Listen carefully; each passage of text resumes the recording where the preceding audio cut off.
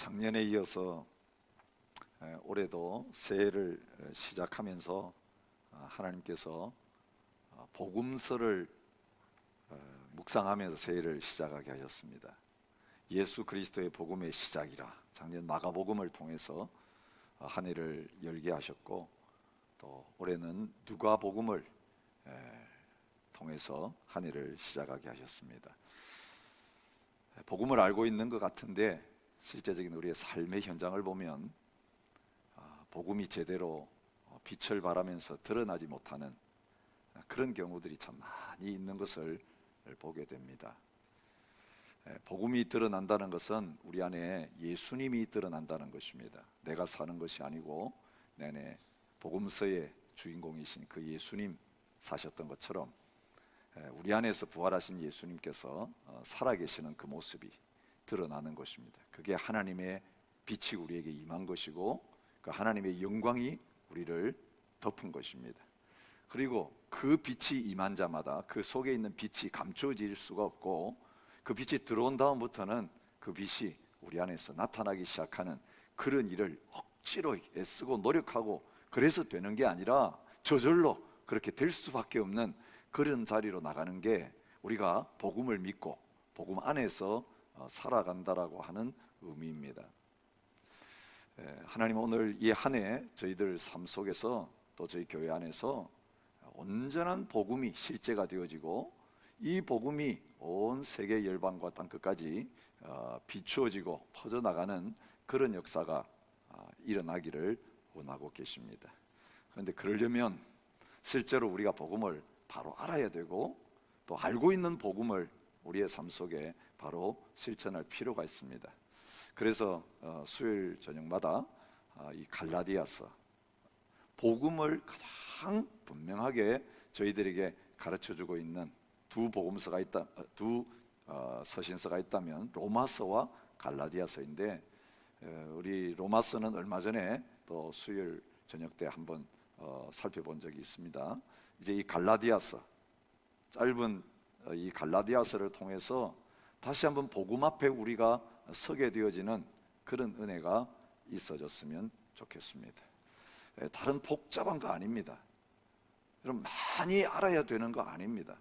여러분, 창세기부터 요한계시록까지 공부해야 되지만 거기서 우리가 복음을 놓치고 있으면 그 많은 성경 지식이 아무 소용이 없습니다. 우리를 바꿀 수가 없습니다. 창세기부터 요한계시록까지 성경 전체가 예수님에 대해서 말씀하고 있고 복음에 대해서 이야기하고 있는데, 복음을 알고 복음을 경험한 사람만이 성경을 제대로 통독할 수가 있고요, 성경을 정확하게 묵상할 수가 있습니다.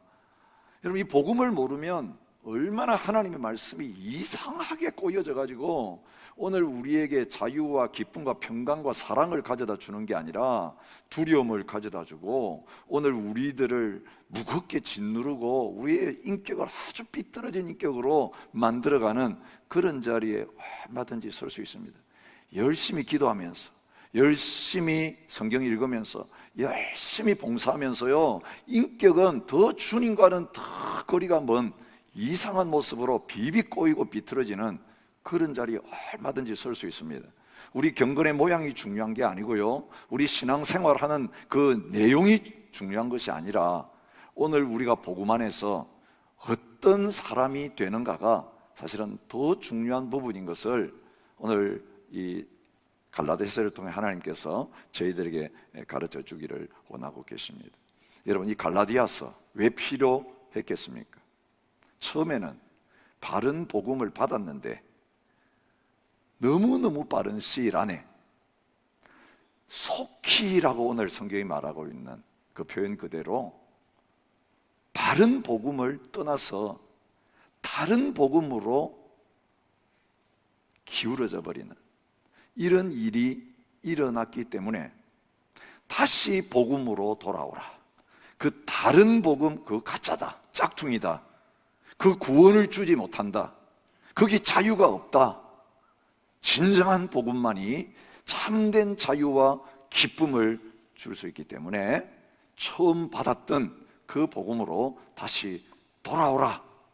이 복음을 떠난 사람들에게, 다른 복음을 가진 성도들에게 이 원래 하나님이 주신 복음이 무엇인가를 증거하면서 그 복음으로 다시 돌아와서 서게 될 것을 요청하면서 이 갈라디아서를 주셨습니다.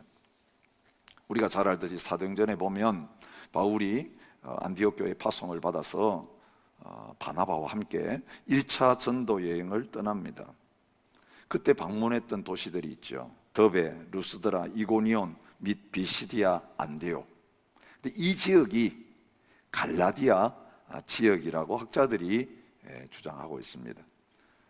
이 갈라디아서를 놓고는 이 보낸 갈라디아 지역이 2차 전도 여행 때 방문했을 것이라고 생각되는 북쪽에 있는 그 갈라디아냐 남쪽에 있는 갈라디아냐 놓고 학자들 간에 아주 치열한 논쟁이 있습니다. 저희들이 복잡하게 그것까지 생각할 것이 없고요, 가장 자연스럽게 성경의 흐름을 보고 이 갈라디아서의 내용을 보면 1차 전도 여행을 했던 그 지역을 향하여 주신 말씀이 더 주셨다고 주장하는 것이 더 성경적이지 않는가, 그런 생각을 합니다. 거기에 핍박 가운데 가서 복음을 전했습니다. 교회가 설립이 되었습니다. 그리고 나서 돌아왔습니다. 여러분, 사도행전에 보면 안디옥으로 다시 돌아와서 안식의 기간을 가지고 있는 가운데 있을 때에 사도행전 15장 1절에 보면 안디옥 교회에 이런 일이 있었습니다. 어떤 사람들이 유대로부터 내려와서 형제들을 가르치되 너희가 모세의 법대로 할례를 받지 아니하면 능히 구원을 받지 못하리라. 여러분, 유대인 이스라엘로부터 사람들이 내려와서 믿는 그리스도인들을 향하여서 가르치기 시작한 것입니다. 이 사람들이 그리스도인이었습니다. 구원 받으려면 예수님 복음만 믿어서는 안 된다.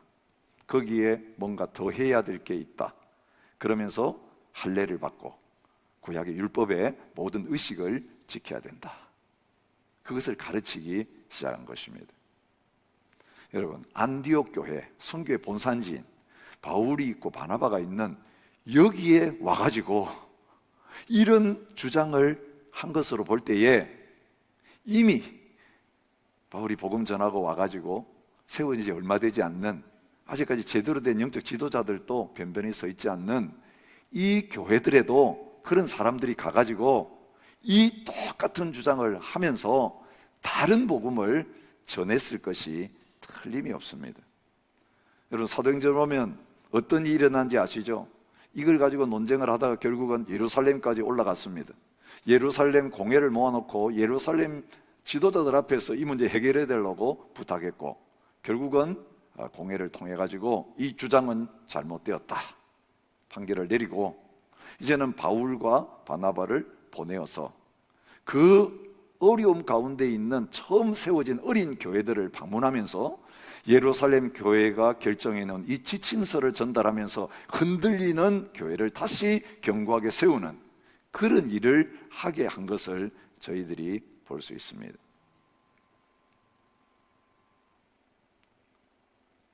처음 세워지자마자 사탄이 하나님의 교회와 성도들을 흔들려고 했던 가장 중요한 무기는 비슷하지만 전혀 다른 가짜 복음, 다른 복음을 전함으로 말미암아서 하나님의 진리를 제대로 알지 못하고 잘못된 신앙의 길로 빠져들어서 결국은 구원의 자리에 이르지 못하게 하는 것입니다. 이렇게 된 상황에서 성도들에게 이 갈라디아서를 쓰면서 이 갈라디아서 전체를 통해서 일어나기를 원했던 그런 내용이 무엇이겠습니까? 저는 갈라디아서 5장 1절이 이 갈라디아서 전체를 대표하는 말씀이라고 생각합니다. 그리스도께서 우리를 자유롭게 하려고 자유를 주셨으니 그러므로 굳건하게 서서 다시는 종의 멍에를 매지 말라. 가만히 들어와서 이 가짜 복음을 전하는 그 사람들 의도하는 바가 뭐였겠습니까? 왜 이 가짜 복음을 전하겠습니까? 갈라디아 2장 4절에 그 목적을 분명하게 말하고 있습니다. 그들이 가만히 들어온 것은 예수 그리스도 안에서 우리가 가진 자유를 엿보고 우리를 종으로 삼고자 합니다. 그렇게 말하고 있는 것을 보게 됩니다. 여러분, 복음은 기쁜 소식입니다. 어떤 기쁜 소식입니까? 종된 자리에 있던 하나님 백성들에게 이제는 종의 시절이 끝났다. 자유다. 그래서 종된 자리에서 자유함을 얻는 자리로 가게 하는 것이 복음입니다.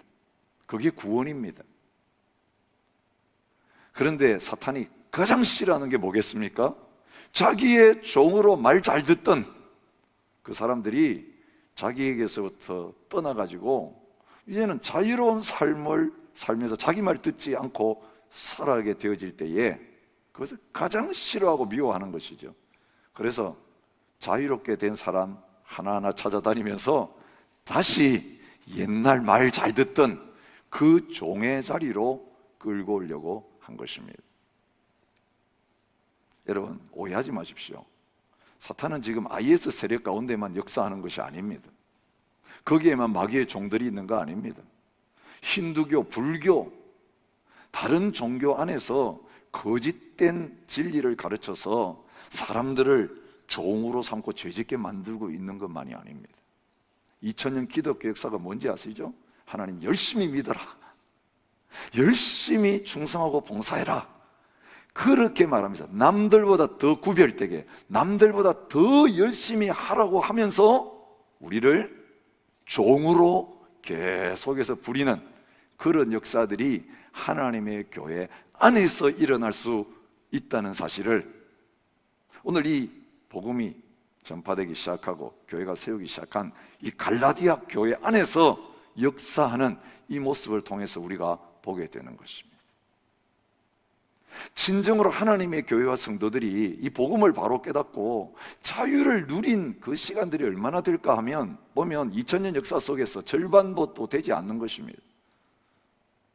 초창기에 하나님의 복음이 완전히 증거되었을 때 그때 진정한 자유가 누려졌습니다. 그런데 로만 가톨릭이 들어서면서 다른 복음이 하나님의 교회를 지배하기 시작하면서 다시 율법으로 돌아가서 율법의 종이 되어서 종노릇하는 그런 시절들이 있었습니다. 하나님이 복음을 다시 발견한 종교개혁가들을 통해서 말씀 속에서 참 진리를 자기 말로 깨닫고 나니까 야, 은혜로 구원받는구나, 믿음으로 구원받는구나, 복음으로만 구원받는구나, 오직 예수님으로만 구원받는구나, 그거 발견하면서 선포하기 시작할 때 하나님의 교회 가운데 자유가 찾아왔고 이 자유를 누리는 하나님의 백성들을 통해서 프로테스탄트 개신교회가 시작이 되었습니다. 여러분, 이제 종교개혁 500년이 눈앞에 다가오고 있습니다. 그런데 지금 그 개혁의 후예라고 하는, 복음을 안다고 하는 하나님의 교회 백성들 자유함을 누리고 있냐?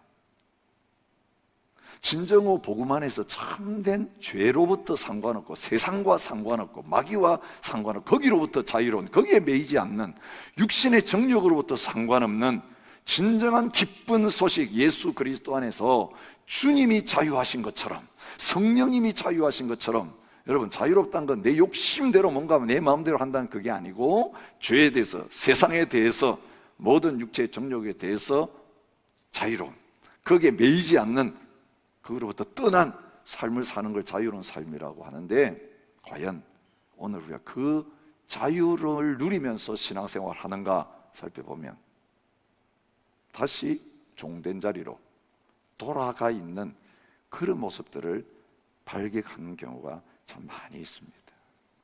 다른 복음, 이 갈라디아 교회에 들어왔던 다른 복음 어떤 것입니까? 율법주의다, 그렇게 한마디로 정의를 내릴 수 있겠습니다. 오늘날도 하나님의 교회 가운데 복음을 가장하지만, 복음인 것처럼 선포하고 이야기는 하지만 실제 살아가는 모습을 보면 복음이 아닌 율법주의에 매여서 살아가는 경우들이 얼마나 많은지 모르겠습니다. 여러분, 율법 자체가 선한 것입니다. 율법 자체가 아름다운 것입니다. 구약도 하나님의 말씀입니다. 여러분, 이 율법주의를 부인한다는 걸 오해하면 안 됩니다. 구약 성경이 이제 소유가 없구나, 이제는 그 하나님의 율법 이제는 우리가 상관없이 마음대로 살아도 되는구나, 그런 뜻이 아닙니다.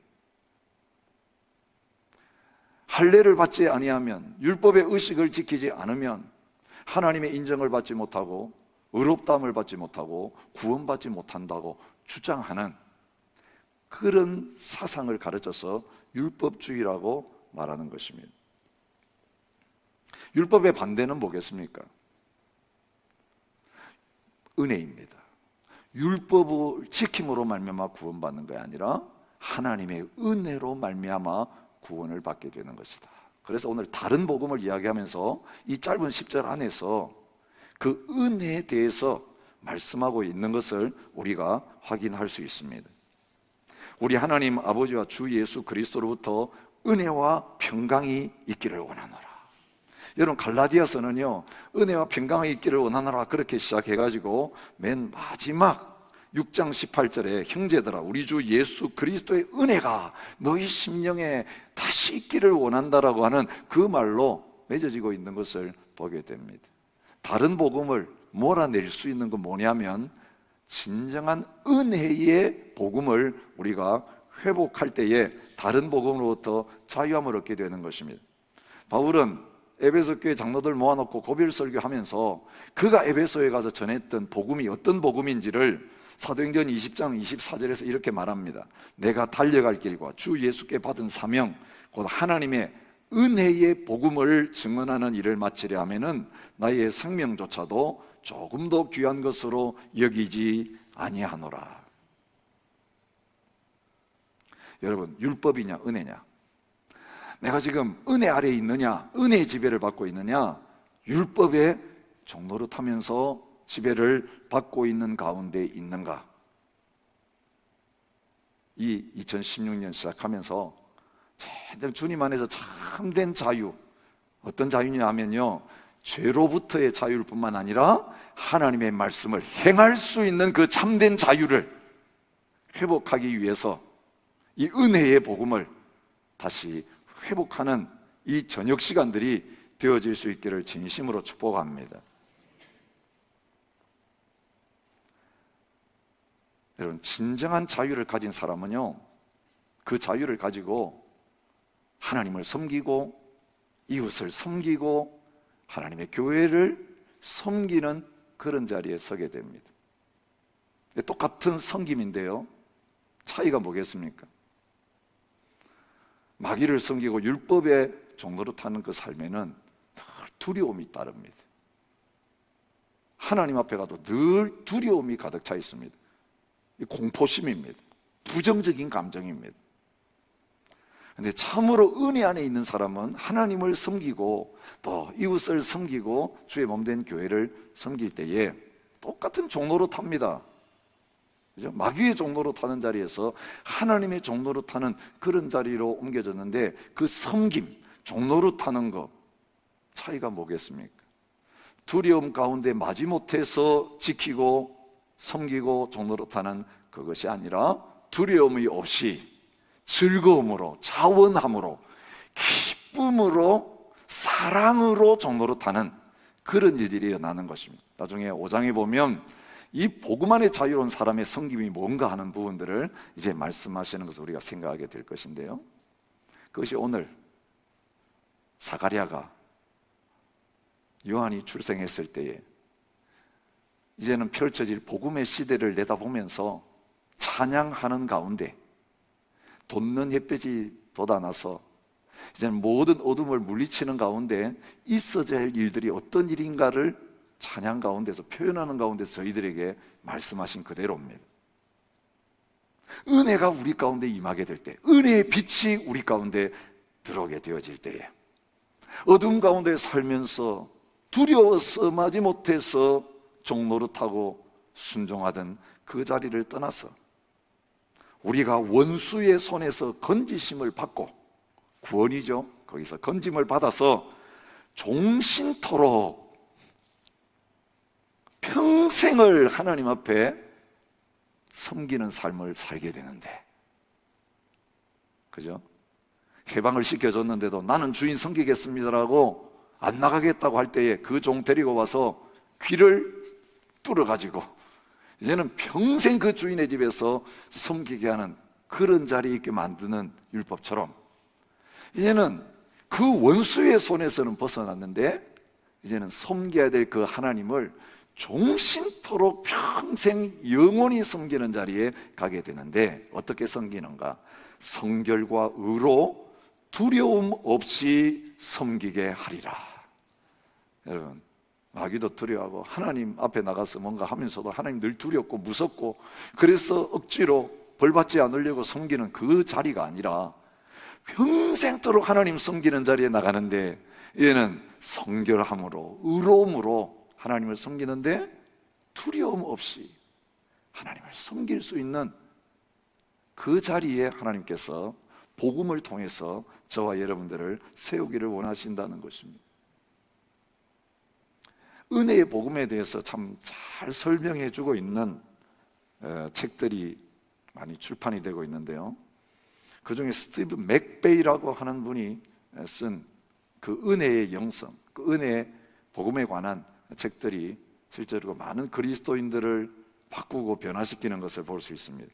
그분은 지금도 그레이스 워크 미니스트리라고 하는 그 사역을 하고 있는데요, 그 사역을 시작하게 된 건요, 자기 자신의 삶 속에서 진정한 복음을 발견한 이후에 그것을 깨닫고 늦었지만 그 사역을 시행하는 자리에 있게 된 것입니다. 그분의 고백을 한번 들어보십시오. 29년 동안이나 너무너무 성실하게 남들 볼 때는 굉장히 모범적인 신앙생활을 했던 분입니다. 저는 수년 동안 제가 깰 수 없는 패턴 속에서 살았다고, 과거 자기가 묶여있던 율법주의의 패턴이 어떤 것인가를 이렇게 그 책에서 고백하고 있습니다. 저는 하나님 앞에서 어떤 동기를 얻으면, 말씀 가운데 동기를 얻으면 열심히 헌신하고 순종하고 일하다가 결국은 내가 할 수 없는 한계에 부닥쳐가지고 넘어지고 실망했다가, 그 다음 다시 하나님의 말씀을 듣고 또 일어나가지고 그 헌신의 자리에 나갔다가 또 실패한 다음에 또 다시 헌신했다가 또 실패하는 이런 일들을 계속해서 반복해 왔다는 것입니다. 나는 아주 바쁘고 활동적이고 열정적이었습니다. 복음 증거하는 데 바빴습니다. 언젠가는 하루 105가정의 문들을 두드렸습니다.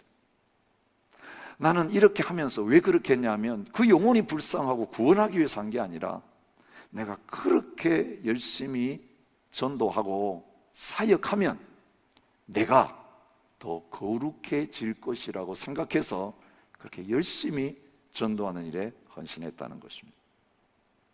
만약 내가 이렇게 하면 주님이 나를 보고 감동하시고 나를 더 인정해 주시고 더 복을 많이 주셔서 나를 크게 쓰실 것이라는 그 기대감을 가지고 남들보다 더 많이 일하고 더 많이 수고하는 그런 자리에 서게 되었다는 것입니다. 어떤 날은 주일날 목사님이었는데 사무실에 간 다음 예배 끝나고도 수요일까지 떠나지 않고 금식하고 기도하면서 사무실을 지키는 그런 적도 있었습니다.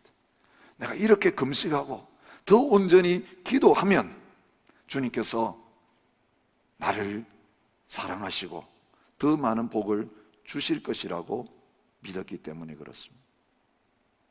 그런데 이상하게도 그렇게 사역하고 열심히 섬기는 일들이 계속 되어져 가는데도 시간이 지나가면 그 자신이 변화되어야 되는데, 더 성숙해져야 되는데 오히려 영적으로 점점 침체하게 되어지는 자기 자신을 볼 수 있었습니다. 이런 일들이 일어났을 때 그는 그 침체를 극복하기 위해서 왜 나는 믿음이 오르락내리락 할까? 왜 나의 믿음은 지속적이지 못할까? 그렇게 생각하면서 하나님 앞에 그 연약함에 대해서 회개했습니다. 주님, 나를 용서해 주십시오. 내가 이제 더 잘하겠습니다. 더 노력하겠습니다. 더 애쓰겠습니다.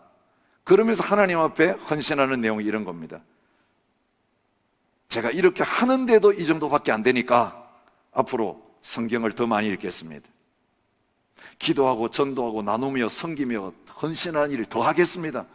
그러면서 내가 지금 조금 해서 덜 해서 이런 자리에 왔으니까 이 침체에서 극복하고 성장하려면 더 해야 되겠다. 이래가지고 또 그 침체에서 일어난 방법으로 하나님 앞에 재헌신을 하는데 옛날보다 더 많은 양을 하나님을 위해서 일하고 봉사하고 헌신하기로 결정해서 시작합니다. 그런데 그렇게 29년 동안 살았지만, 그리고 진짜 하나님을 사랑하는 마음으로 변화되기를 원하고 주님을 기쁘게 하기를 원하면서 그렇게 뛰었지만 결국 자기 노력과 힘으로는 아무런 변화가 일어나지 않는다는 것을 깨닫게 되었습니다. 그러면서 자기가 율법주의에 매여 있었다는 사실을 발견하게 된 것입니다. 그 율법주의를 그분은 이렇게 정의를 내렸습니다. 우리가 뭔가 하는 일에 근거해서 하나님의 은혜를 받아보려고 노력하는 인간이 만들어낸 시스템이 율법주의라는 것입니다.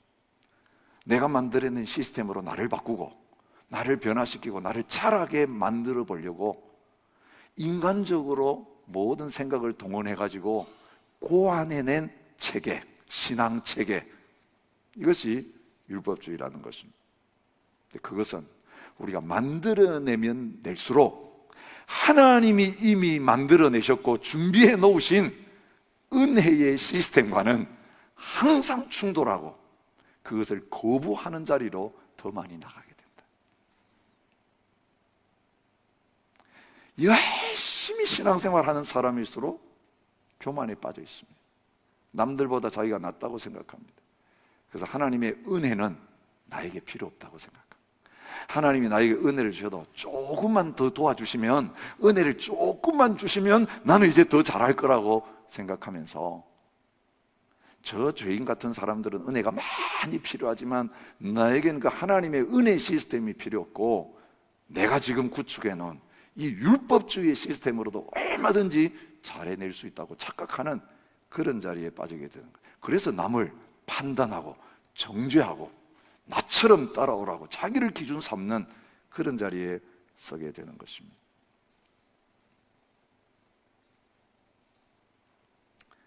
여러분, 오늘 바울은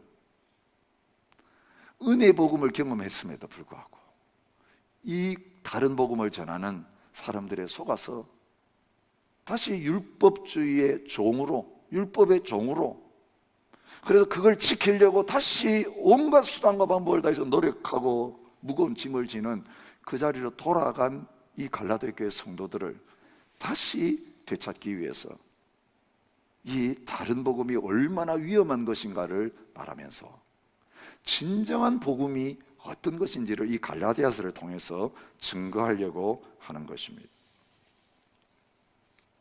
오늘 본문에 그들이 붙잡아야 될 참된 복음이 무엇인가라고 하는 것을 4절을 통해서 확인해 주고 있습니다.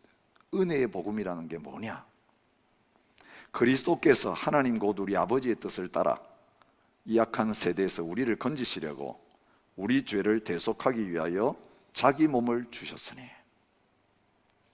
여러분, 다른 복음을 전하는 사람은 우리가 뭘 해야 되는가를 계속 이야기합니다. 할례를 받아야 된다, 성전에서 제사를 드려야 된다, 하나님 율법 하나도 빠짐없이 지키도록 노력해야 된다. 그래야 죄에서부터 벗어날 수 있고 하나님의 은혜를 그걸 통해서 많이 받을 수 있고 하나님의 사랑과 축복을 받을 수 있고, 그래서 점점점 변화되어져 간 자리에 설 수 있을 것이다. 그걸 쫓아가는 사람들에게 진짜 복음을 사람이 하는 것이 아니고 복음은 하나님께서 행하신 일이고, 은혜는 하나님께서, 우리는 아무것도 행한 것이 없음에도 불구하고 하나님 편에서 다 행해 놓으신 것을 믿음으로 거저 받아서 마음껏 누리게 하는 것이다. 그래서 오늘 이 짧은 말씀을 통해 보여주고 있는 것입니다.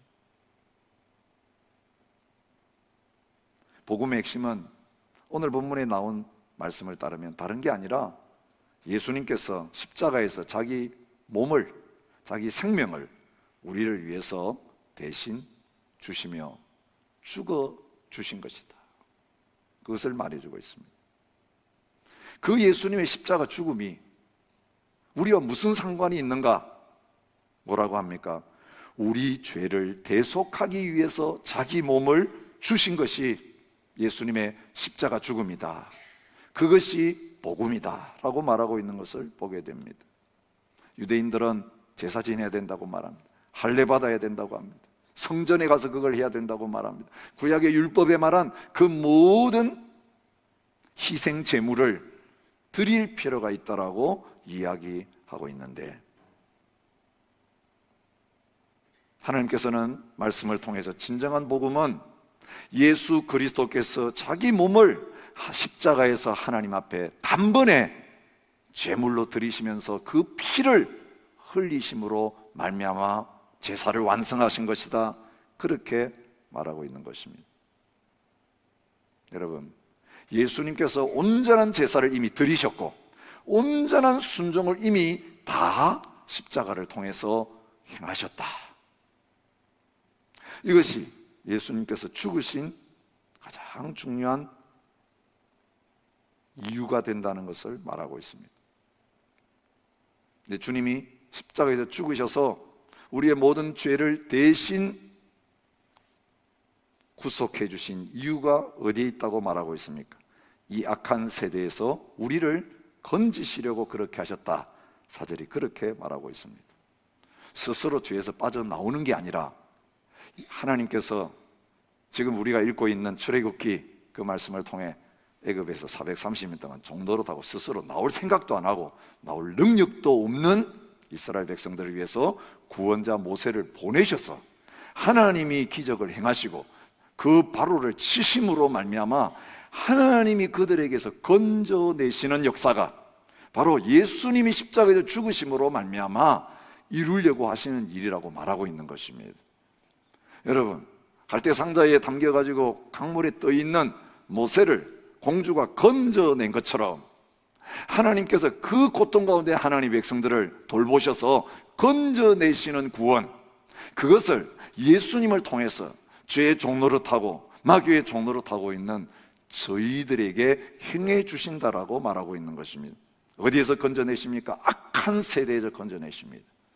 악한 어둠의 주관자인 마귀에게서 건지시고 악한 세상으로부터 건져내 주시는 그런 놀라운 능력, 어디에서 나오느냐?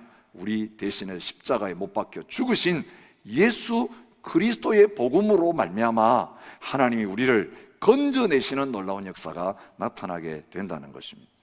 그 출발점은 어디에 있습니까?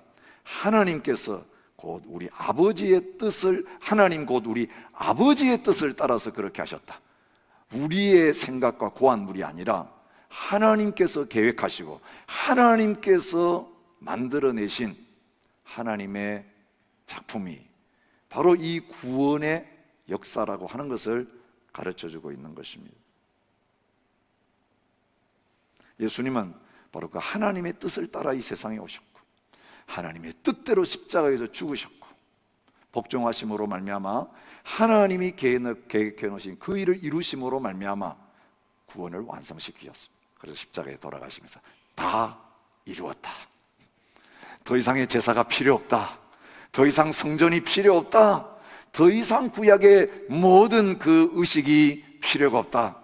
이제 다 이루었다라고 주님께서 말씀하심으로 말미암아 그 십자가에서 완성하신 그 모든 것을 얘는 저와 여러분들에게, 하나님의 백성들에게 거저 누릴 수 있도록 믿는 자에게 선물로 주셨다. 그것이 은혜의 복음이라는 사실을 말해주고 있는 것입니다. 갈라디아 교회는 그 복음을 알았습니다.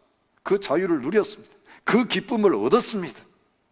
그러다가 이 사람들이 들어와 가지고 다시 율법을 지켜야 된다, 할례를 받아야 된다고 말하기 시작할 때 너무나 속히 그 복음을 떠나서 다른 복음을 따르는 자리로 기울어졌다고 말하고 있습니다. 여러분, 이 다른 복음 전하는 사람들은 성도들의 순수한 신앙을 혼란하게 만들었습니다. 그것도 해야 되나?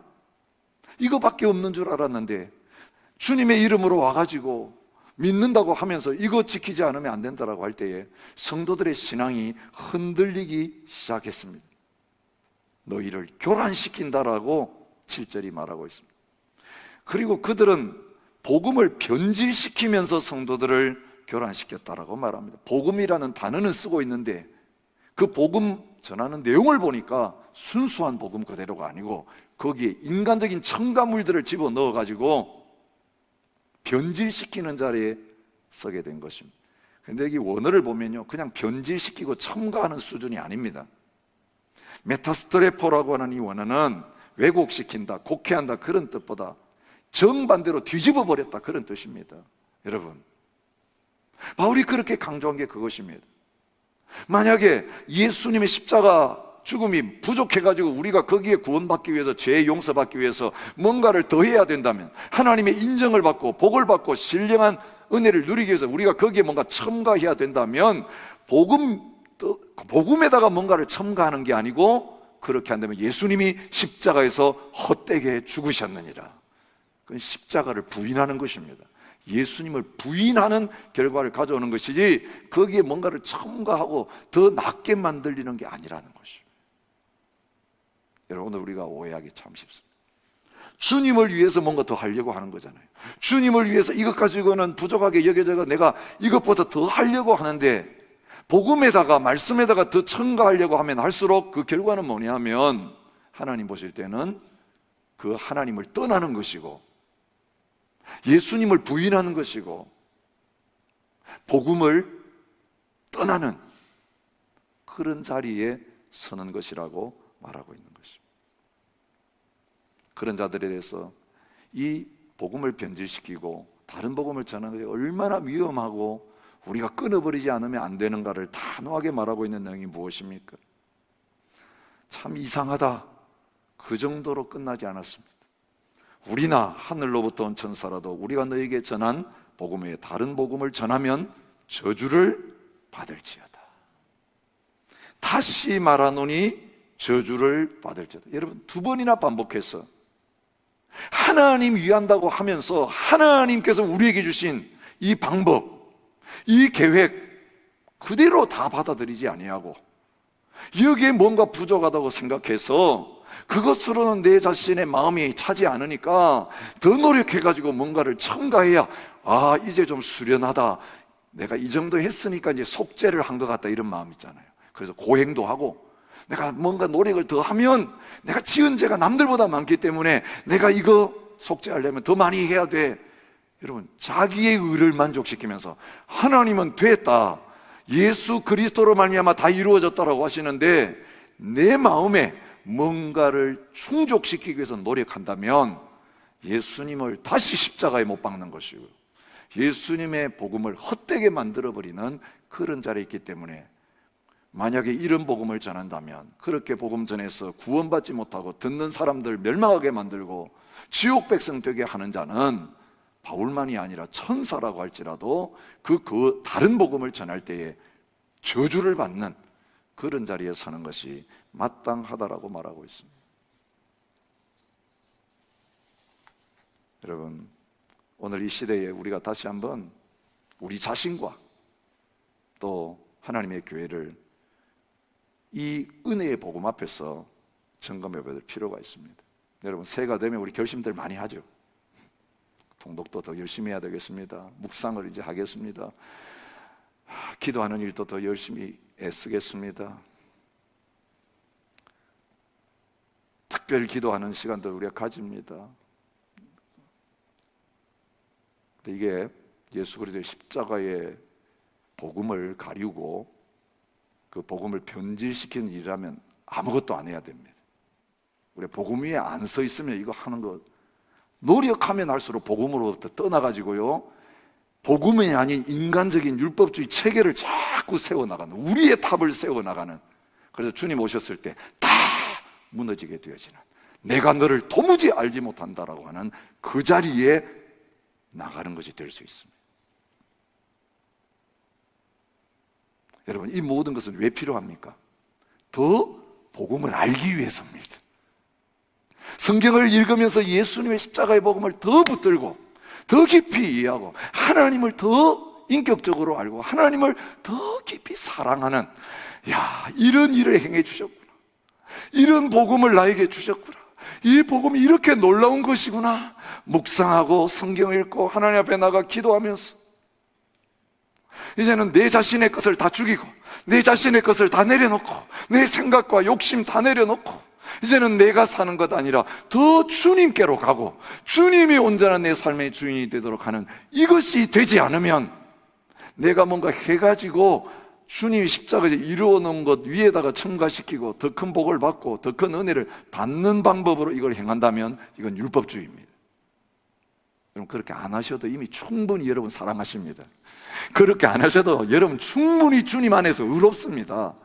그거 없이도 주님이 여러분을 통해서 놀라운 일을 행하시는 근거를 가지고 계십니다. 그것 행해서 뭔가를 하지 않더라도 주님은 이미 하늘에 속한 모든 크고 신령한 복을 영원히 여러분들에게 주시기로 약속했고 주실 것입니다. 여러분, 하나님 앞에 기쁨이요, 하나님 앞에서 온전한 자들이 되었습니다. 그런데 누구를 통해서? 나의 노력을 통해서가 아니라 나를 위해 십자가에 죽으시고 부활하신 예수 그리스도, 그분이 나를 위해서 이루어놓은 모든 것, 나는 그것을 위해서 아무것도 노력한 게 없는데 거저 주시면서 너를 위한 것이니 받으라고 말씀하신 그것 때문에 우리는 믿음으로 그것을 받아서 마음껏 예수님과 예수님을 통해 이루어진 모든 것을 내 것으로 쓰면서 살아갈 수 있는 그 자리에 서게 된 것입니다. 여러분, 이 안에 성경 읽고 기도하고 말씀 묵상하고 행하는 모든 가운데서 또 깊이 내 신앙에 들어와 있는 이 변질된 다른 복음을 다 솎아내는, 기쁨과 즐거움과 감사함으로 섬기고 예배하는 자리에 나가지 못하게 하고 늘 부담스럽게 만들고 더 열심히 해야만 뭔가 하나님께서 잘해 주실 것 같고 내 마음에 좀 뭔가 이게 하고 나야 그래도 이제 좀 했다, 이 채워지는 이 가짜 복음, 주님이 주신 확신은 아니고 인간적인 감정 흥분시키는 거, 이것 가지고 하나님 앞에 이제 뭔가 좀 한 것 같이 위로를 받고 돌아오는 거, 이거 사탄이 제일 박수치면서 더 열심히 해라, 더 열심히 해라 하면서 부추기는 거예요. 여러분, 이미 주님 우리 안에 계십니다. 우리가 하나님이 주시는 모든 권세를 예수 그리스도를 통해 받았습니다. 뭔가를 하는 것은 하나님의 구원과 하나님의 복을 이것을 통해 얻어보려고 하는 게 아니라 이 엄청난 것을 은혜로 받았으니 하나님이 내게 주신 은혜를 내가 무엇으로 보답할까? 찬양하지 않을 수 없고 기도하지 않을 수 없고 말씀 보지 않을 수 없고 전도하지 않을 수가 없고, 그런데 그것은 두려움 없이 감사와 기쁨으로 즐거움으로 자원함으로 하나님을 섬기는 자리에 나가는 것입니다. 여러분, 저와 여러분들 그런 모습으로 섬길 때에, 그런 모습으로 열심히 살아갈 때 하나님이 정말 기뻐하십니다. 여러분, 항상 점검해 보십시오. 나에게 자유가 있는가? 억지로 하는 게 아닌가? 종으로 끌려가면서 뭔가 자꾸 뭘 해야 된다는 마음, 부담감, 이것 때문에 하는 게 아니야. 여러분, 그런 부담감과 끌림을 하는 건 그건 종이에요. 자유가 없는 거예요. 주님 말씀하세요. 너 아무것도 안 해도 괜찮다.